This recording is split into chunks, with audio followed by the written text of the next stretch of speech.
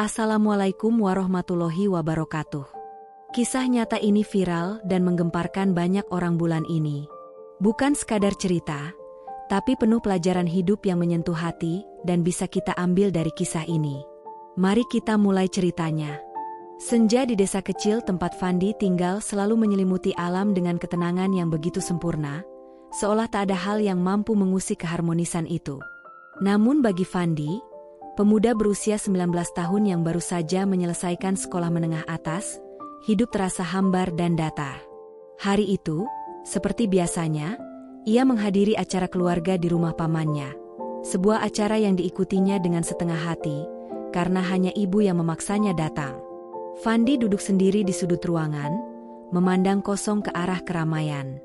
Para tetua berkumpul di meja panjang, berbincang dengan suara pelan penuh kebijaksanaan, sementara anak-anak dan cucu-cucu berlarian riang mengisi halaman rumah.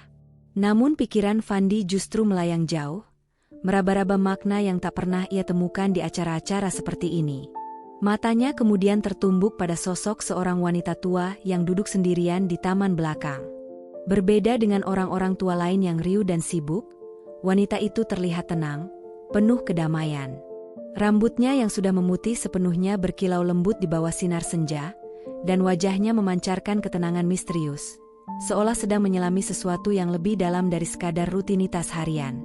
Suatu dorongan tak terjelaskan membuat Fandi berjalan mendekat. Tanpa ragu, ia duduk di bangku di samping wanita itu. "Sedang memikirkan apa, Bu?" tanya Fandi santai, namun ada rasa hormat dalam suaranya. Wanita itu menoleh perlahan, sebuah senyum kecil menghiasi bibir keriputnya.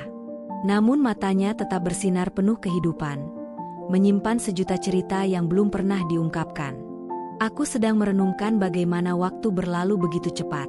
Nak, rasanya kemarin aku seusiamu, tapi kini aku sudah tua. Dunia ini berjalan terlalu cepat untukku." Fandi terdiam sejenak, terkejut dengan kedalaman kalimat itu. Biasanya, orang tua yang ia temui hanya berbicara soal cucu atau keluhan kesehatan, tapi wanita ini berbeda.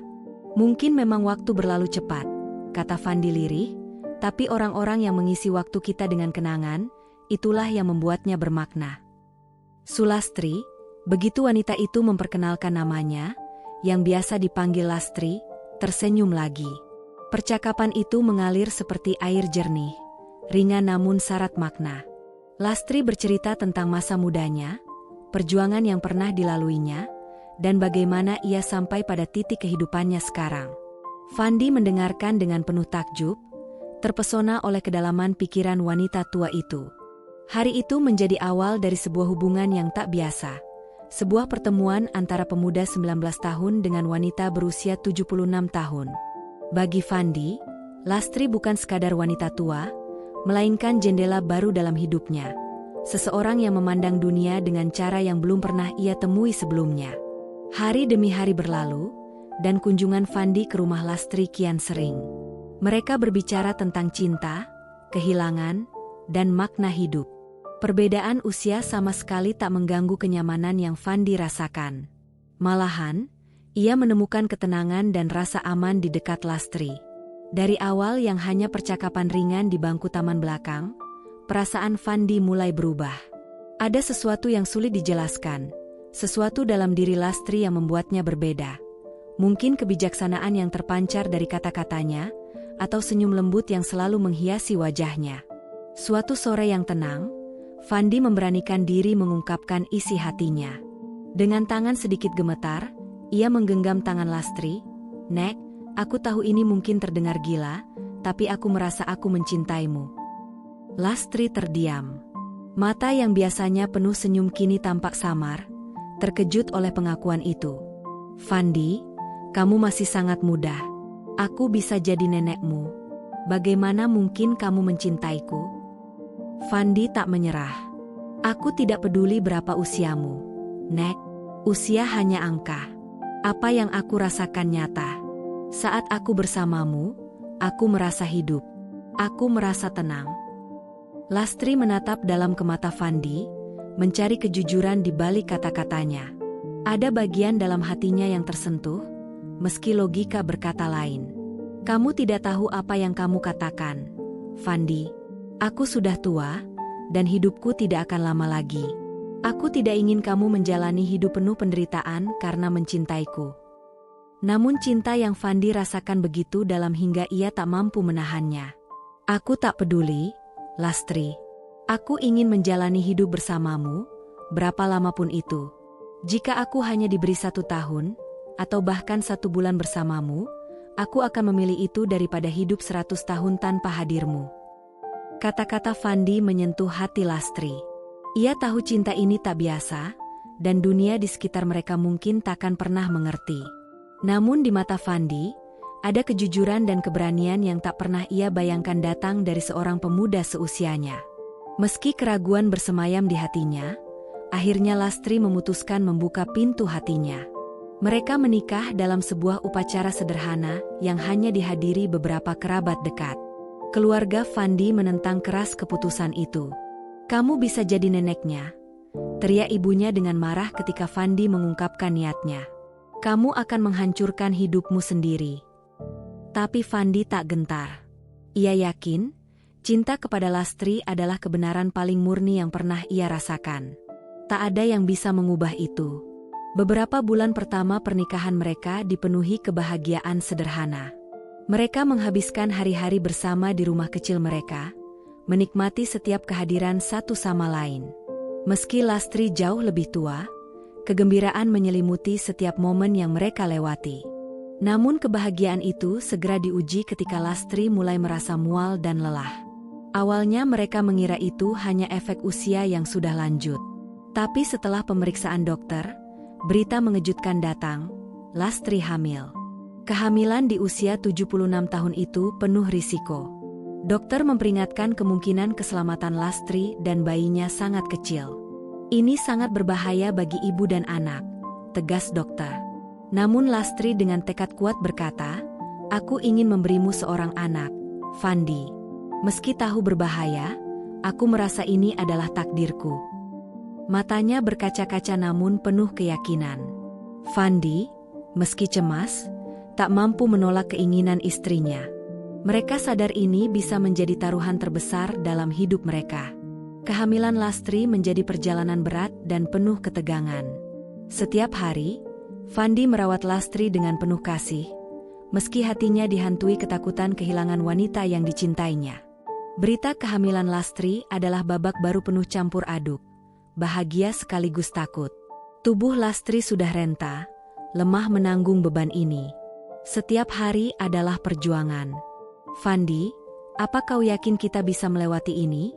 tanya Lastri suatu malam di beranda rumah. Udara dingin menyelimuti desa. Lastri membungkus diri dengan selimut tebal. Wajahnya lebih pucat, lingkar hitam di bawah matanya menandakan kelelahan yang dalam. Namun di balik itu, matanya berkilau harapan, seolah bayi dalam rahimnya adalah bukti cinta mereka yang tak terbendung. Fandi menatap Lastri, perasaan campur aduk. Bahagia karena akan menjadi ayah, takut kehilangan wanita yang dicintainya. Ia tahu risiko yang ada, tapi tak ingin menunjukkan rasa takut itu. "Kita bisa melewati ini, Lastri," ujar Fandi sambil menggenggam tangan istrinya. "Aku akan selalu di sisimu. Kita akan jalani ini bersama, kau, aku, dan bayi kita." Hari-hari kehamilan Lastri penuh tantangan fisik dan emosional. Tubuhnya menolak perubahan, mual parah melanda setiap pagi. Aktivitas sederhana pun membuatnya lelah. Fandi yang dulu sibuk dengan pekerjaannya mulai mengurangi semuanya demi merawat Lastri. Dari pria ceria dan penuh energi, kini ia berubah menjadi suami yang diam-diam menyimpan banyak kekhawatiran. Seringkali ia terbangun di tengah malam untuk memastikan Lastri tidur nyenyak.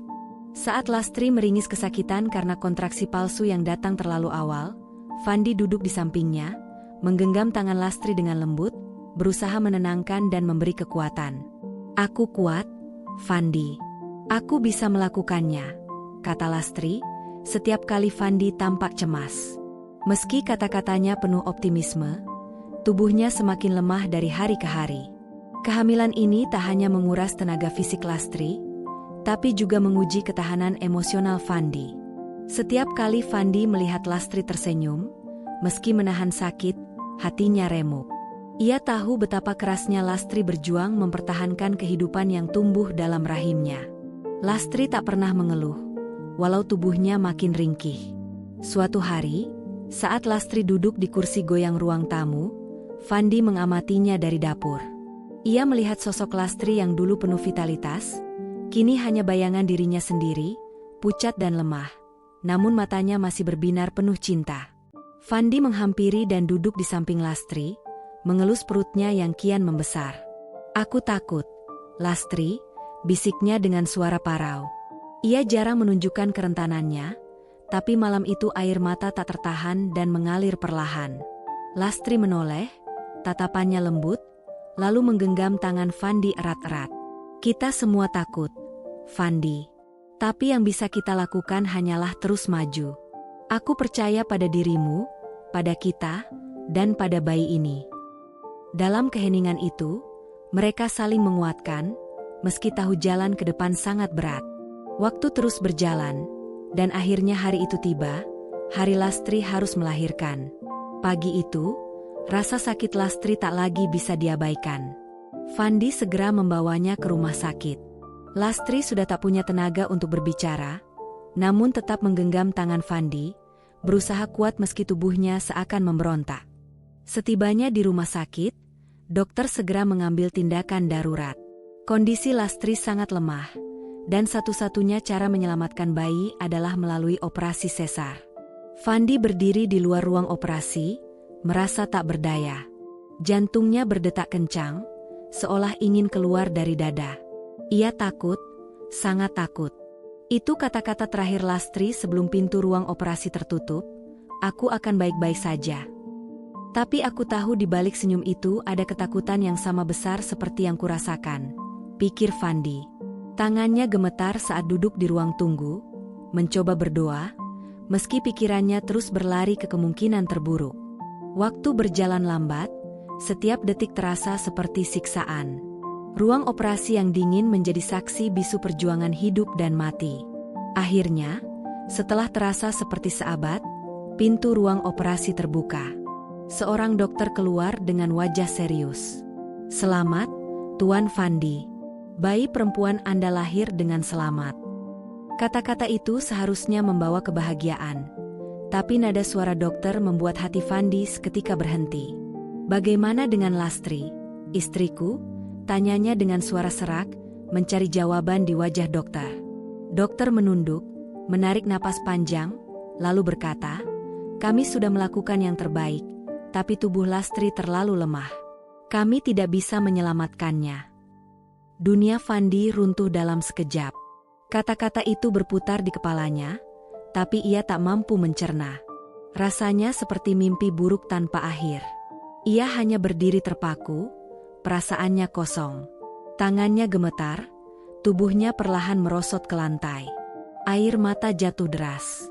Semua kebahagiaan yang ia harapkan dari kelahiran bayi mereka tenggelam dalam gelombang kesedihan yang begitu dalam. Lastri, cinta dalam hidupnya, wanita yang ia pilih meski dunia menentang, kini telah tiada. Perawat datang membawa bayi kecil mereka, bayi perempuan yang sehat, merah muda, dan mungil. Fandi masih dalam keadaan setengah sadar ketika bayi itu ditempatkan di pelukannya. Tangisan bayi itu menggema di telinganya, namun ia terlalu tenggelam dalam duka untuk merasakan kehadirannya. Bayi itu, yang mereka rencanakan bersama, kini hanya akan mengenal cinta ibunya dari cerita-cerita yang akan diceritakan Fandi. Air mata Fandi mengalir lebih deras saat ia menatap bayi itu. "Ayu," bisiknya lirih, nama yang mereka pilih bersama sebagai simbol cinta mereka. Dalam keheningan rumah sakit yang sunyi, Fandi menangis. Bukan hanya karena kehilangan Lastri, tapi juga karena ia tahu hidupnya kini akan penuh perjuangan yang lebih besar, membesarkan anak mereka tanpa Lastri di sisinya. Namun, dalam setiap tetes air mata yang jatuh, Fandi merasakan panggilan baru. Ayu, bayi mereka, adalah warisan cinta Lastri yang tak akan pernah hilang. Meskipun Lastri telah pergi, cinta mereka masih hidup dalam senyum bayi kecil itu. Sejak kepergian Lastri, hari-hari Fandi berubah menjadi masa-masa paling sunyi dalam hidupnya. Kehidupan yang dulu penuh canda tawa dan hangatnya percakapan, kini terasa hampa. Rumah kecil mereka, yang dulu dipenuhi cinta, kini menjadi saksi bisu duka yang terus menghantui Fandi. Setiap malam, Fandi terjaga, duduk di sudut tempat tidur, menatap sudut kamar yang dulu sering dipenuhi tawa Lastri. Dalam kesunyian malam, ia bisa mendengar tangisan Ayu, bayi perempuan mereka, yang mencari kehangatan dan perhatian. Namun terkadang, kesedihan yang melumpuhkan membuat Fandi sulit bergerak. Seolah setiap langkah yang diambilnya hanya menguatkan kenyataan bahwa Lastri tak akan pernah kembali. Ayu adalah alasan satu-satunya bagi Fandi untuk bertahan. Saat menatap wajah bayi itu, ia merasakan campuran cinta dan kehilangan. Wajah Ayu mengingatkannya pada Lastri, mata yang sama, bibir yang sama. Namun bayi itu belum tahu tentang dunia baru yang ia masuki, tentang ibu yang seharusnya merawat dan mencintainya telah pergi. Perasaan tak berdaya sering menyergap Fandi. Di satu sisi, ia tahu Ayu membutuhkan kasih sayang dan perhatian darinya. Di sisi lain, kesedihan yang dalam karena kehilangan Lastri membuatnya sulit menjalani kehidupan seperti biasa. Setiap hari adalah perjuangan. Sekadar bangun, menyiapkan susu, bahkan memeluk Ayu dengan sepenuh hati terasa berat. Suatu malam, Fandi duduk di ruang tamu dengan Ayu di pelukannya. Air mata mengalir tanpa henti. "Maafkan aku, Ayu. Maafkan aku karena belum bisa menjadi ayah yang baik," bisiknya lirih. Tangisan bayi itu mereda, seolah memahami kesedihan ayahnya. Untuk pertama kalinya, Fandi merasa Ayu adalah satu-satunya yang benar-benar mengerti rasa sakitnya. Meski kesedihan mendominasi hari-harinya, ada secercah harapan dalam setiap senyum kecil Ayu. Bayi itu, meski masih kecil, menjadi sumber kekuatan yang membuat Fandi terus berjuang. Bulan demi bulan berlalu, dan perlahan Fandi menyadari ia tak bisa terus terpuruk. Ayu membutuhkan seorang ayah yang kuat, bukan pria yang tenggelam dalam duka. Meski sulit, Fandi mulai bangkit sedikit demi sedikit, mengumpulkan kekuatan untuk merawat putrinya. Ia belajar banyak hal baru, mengganti popok, menyiapkan makanan bayi, semua terasa seperti tantangan besar. Namun setiap kali melihat senyum kecil Ayu setelah berhasil melakukan sesuatu, hatinya terasa ringan. Senyum itu adalah cermin Lastri, cinta yang terus hidup lewat putri kecil mereka. Tetangga mulai melihat perubahan dalam diri Fandi. Dari pemuda ceria, ia berubah menjadi sosok pendiam namun lebih matang dan bertanggung jawab. Banyak yang tak percaya Fandi bisa merawat bayinya sendiri tanpa bantuan istri. Beberapa menawarkan bantuan, tapi Fandi merasa perlu melewati ini sendiri. Merawat Ayu adalah caranya tetap dekat dengan Lastri. Suatu hari yang sangat emosional, Fandi harus membuang pakaian-pakaian lama Lastri. Setiap helai membawa kenangan. Gaun favorit yang sering dipakai Lastri saat berjalan-jalan, syal yang pernah dililitkannya di leher saat musim dingin. Semua mengingatkan Fandi pada kebahagiaan kecil yang dulu mereka bagi. Namun ia tahu untuk benar-benar melanjutkan hidup, ia harus melepaskan sebagian masa lalu. Dengan air mata mengalir, ia memasukkan pakaian itu ke dalam kotak. Tapi ia tak mampu membuangnya, hanya menyimpannya di loteng, seperti menyimpan kenangan berharga yang tak bisa dilepas sepenuhnya. Suatu sore, Fandi membawa Ayu ke taman tempat dulu ia dan Lastri sering menghabiskan waktu. Ia duduk di bangku yang sama di mana mereka pertama kali berbicara, membiarkan Ayu bermain di dekatnya. Udara sore yang sejuk mengingatkan Fandi pada awal mula cintanya kepada Lastri. "Ayu," bisiknya lembut sambil menatap putrinya yang tertawa ceria, "ibumu sangat mencintaimu. Dia pasti sangat bangga melihat betapa kuat dan cantiknya kamu tumbuh." Ayu belum mengerti kata-kata ayahnya, tapi senyumnya membuat Fandi merasakan kehangatan yang lama hilang dalam hidupnya. Setiap hari bersama Ayu adalah hadiah, sekaligus pengingat akan cinta yang hilang. Namun Fandi mulai menerima kenyataan. Meski Lastri telah tiada, ia akan selalu hidup dalam setiap langkah yang diambil bersama putri mereka. Dalam setiap tawa Ayu, setiap langkah kecilnya belajar berjalan, Fandi merasakan kehadiran Lastri. Meski tak lagi secara fisik, cinta Lastri tetap tumbuh dan hidup dalam diri putri mereka, dalam kenangan, dan dalam hati Fandi yang terus mencintainya dengan dalam dan up Fandi. Meski rasa sakit kehilangan takkan pernah hilang sepenuhnya, Fandi menemukan kekuatan baru dalam perjalanan merawat Ayu. Ia tahu cinta mereka tak akan pernah pudar. Cinta itu tumbuh dan hidup, membawa Fandi maju dengan harapan dan cinta abadi di dalam hatinya. Terima kasih telah menyimak cerita ini. Jangan lupa untuk like video ini, subscribe channel kami, agar tidak ketinggalan cerita menarik lainnya. Sampai jumpa di cerita berikutnya. Wassalamualaikum warahmatullahi wabarakatuh.